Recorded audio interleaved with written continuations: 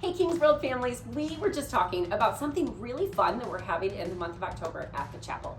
Every single Wednesday night in the month of October at all 4 of our campuses, we're having Campus Night. Campus Night is a way that we can all come together as a church and connect. Doors open at 5:30, we're gonna share a meal at 6, and then all age groups are gonna separate into their own areas for just some fun and learning more about Jesus. Miss Val, we have a really cool plan for the night for Kings World, don't we? We do.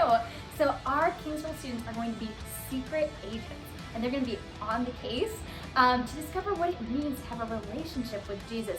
And it's going to certainly look a lot different than Sunday mornings. There's going to be different stations and games and a bunch of stuff, but there's one thing that's actually my favorite thing. Now, what is it? Yeah, so you're going to want to make sure you're there every single Wednesday night, because on that last Wednesday night in October, our Kings World kids are going to have a really special opportunity to do something with the entire congregation. Our elementary students are going to be learning a brand new song, and they're going to lead us all in worship. And our preschool students are going to be learning a memory verse that they get to teach all of us. You're not going to want to miss it. So you can register right now at thechapel.com/campus nights to go to any of our 4 campuses on Wednesdays in October. We can't wait to see you there. See you on Wednesdays in October.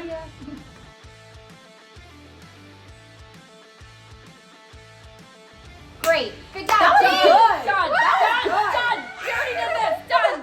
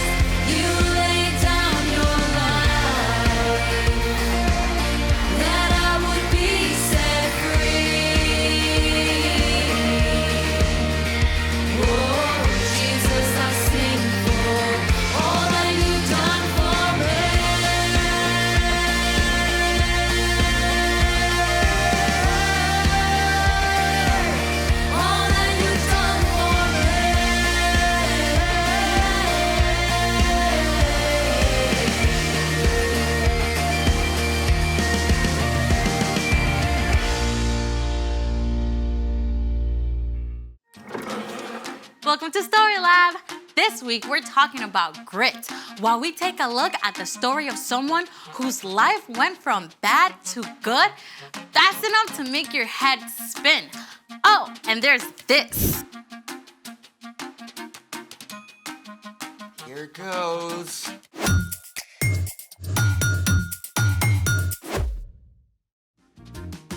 Hey, I'm Amaya, And I'm Zeke. and we're talking about grit, which is refusing to give up when life gets hard. What's under the plates? I don't know, actually. How do you not know? Well, today's story includes a mysterious dream with food. So, mystery food challenge. Oh, this is great. Those plates could be filled with all sorts of awesome, weird flavored gummies.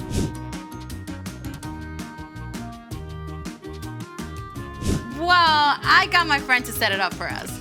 You know what? Why don't you do the honors? Mystery vegetable challenge. The Mystery Vegetable Challenge. Oh, I have a bad feeling about this, all the way from my taste buds down to my stomach. Oh, come on. Vegetables can be tasty. Only with ranch dressing. Oh, do we get ranch? I don't know. Let me see. Okay, it says here that we each pick a dish, then we see who can finish eating whatever vegetable they get. I don't know. Come on, you can totally do this. Grit, remember? Can I cook mine with bacon? Just pick. Fine. Here goes.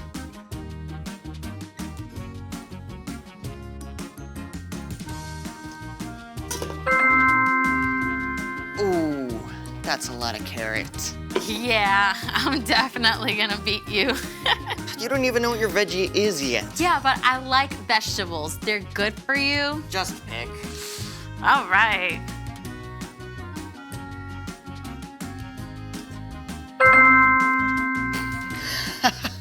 Yum. Yum. Oh, this is great. Let's go. You like vegetables, right? Yeah. On your marks. Get set. Go! Oh.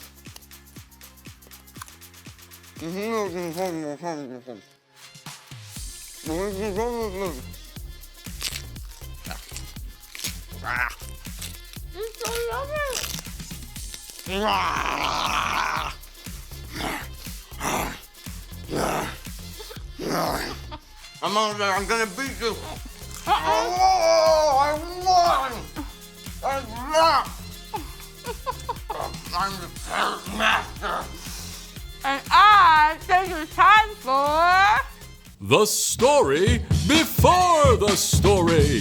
Today, we're in the very first book of the Old Testament, Genesis. God created the whole amazing world, but people turned away and broke their relationship with God. Still, God had a plan. God called Abraham and Sarah and promised to bless the whole world through their family line. One of Abraham's great-grandkids, Joseph, was sold into slavery in Egypt by his own brothers and then thrown in prison even though he done nothing wrong. But even there, God was with him, and Joseph didn't give up. That's where our story starts. Take it away, Brian. Hey everyone! Well, we are at the bottom of the roller coaster in Joseph's life. Let's find out if it gets any better. During his time in prison, Joseph had interpreted the dream of Pharaoh's drink taster and asked the man to put in a good word for him, remember? But the drink taster forgot until 2 years later when Pharaoh called his advisors together. I had 2 dreams last night. Who can tell me what they mean? No one could help Pharaoh until the drink taster, finally remembered Joseph. Pharaoh called for Joseph at once. Now, it must have been a serious shock to be pulled out of prison after so many years and marched straight into the palace. I've heard you can tell what dreams mean. Oh, I can't do it. But God will give the answer. I saw 7 fat cows come out of the river, but then 7 thin, ugly cows came up after and ate the fat cows. After that, I dreamed about 7 full heads of grain on a stem. 7 weak, thin heads grew up after them and swallowed up the 7 good heads. God has shown you what will happen. 7 good years with plenty of food are coming. but then 7 years without enough food will follow. Pharaoh should look for a wise, understanding man to take charge and store some of the food in the good years so there will be food to use later. God has made all this known to you. I'm putting you in charge of the whole land of Egypt. Think about it. It had been years from the time Joseph's brothers sold him until he was taken out of prison. And then, in a single morning, he was made second in command of the whole land of Egypt. Joseph traveled all over Egypt and helped to store up grain during the 7 plentiful years. And when the years of hunger began, Pharaoh sent everyone to Joseph to buy food. Now, the famine spread far beyond Egypt. It even reached into Canaan, where Joseph's father Jacob and Joseph's brothers lived. And they soon became desperate for something to eat.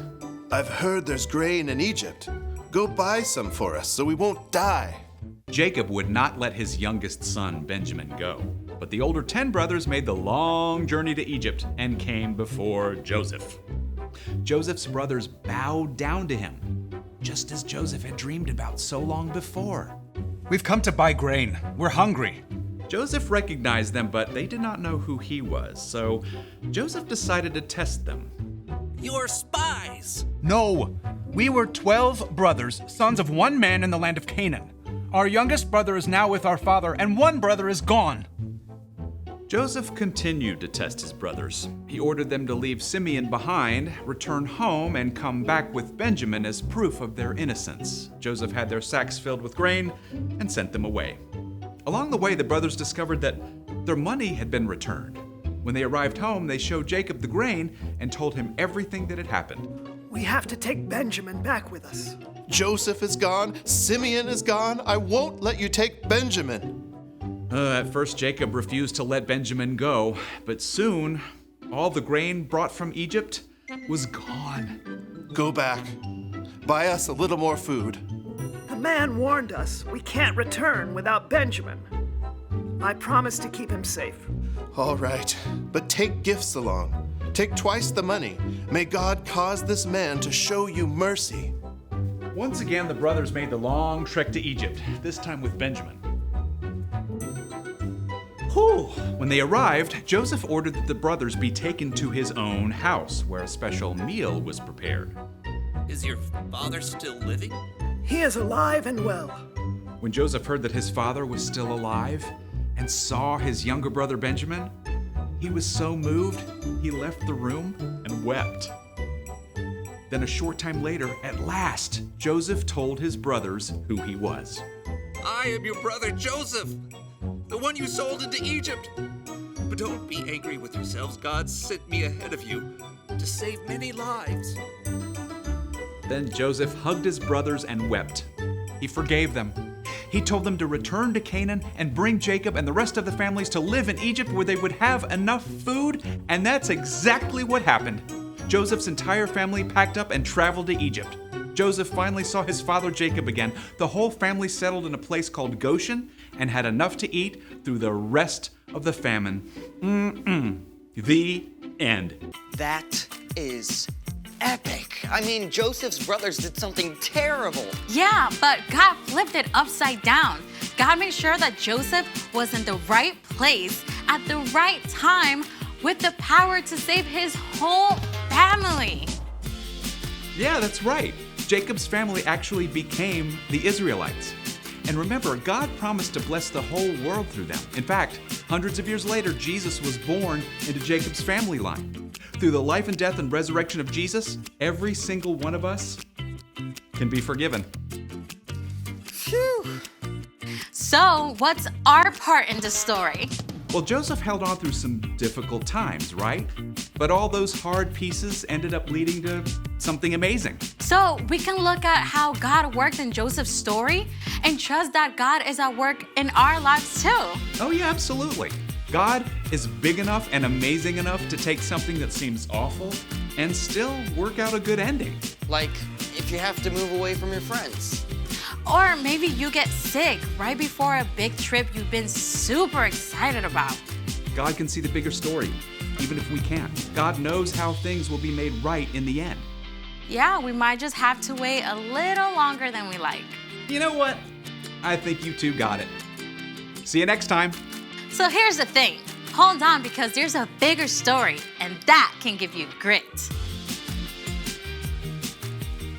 You really don't have to finish that. Oh, you bet I am, because the bigger story for this broccoli is sauteed with some bacon. Well, we can't finish without finding out what's in the last dish. Oh, go for it.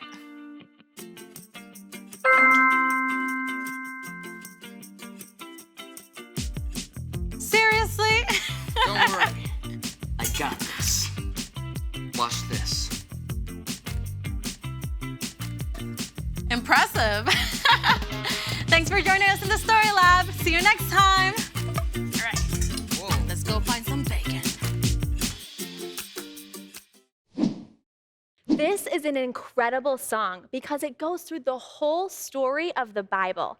And it reminds us that no matter what's going on in our lives, God is bigger, stronger, and mightier than all of it. So I want you to stand up on your feet and sing, "My God is So Big," with us.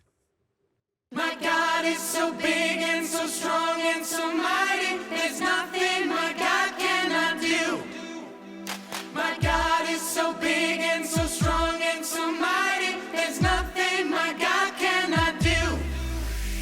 My God is so big and so strong and so mighty, there's nothing my God cannot do. My God is so big and so strong and so mighty, there's nothing my God cannot do. In the beginning, God made everything. God simply spoke and the world came to be. He sent a flood and made everything new. He parted the sea and let his people walk through. He helped a boy bring a giant right down. Joshua marched, the walls fell to the ground. These acts of power are worthy of praise. But if you want to question my God and his ways, look you in the eye and say, my God is so big and so strong and so mighty, there's nothing my God cannot do. My God is so big and so strong and so mighty, there's nothing my God cannot do. Though we are sinners, he still gave us worth. God sent his son to live here on the earth. He healed the sick, he made blind men see. He let the lame walk and he set the world free. He died on a cross and he rose from the grave.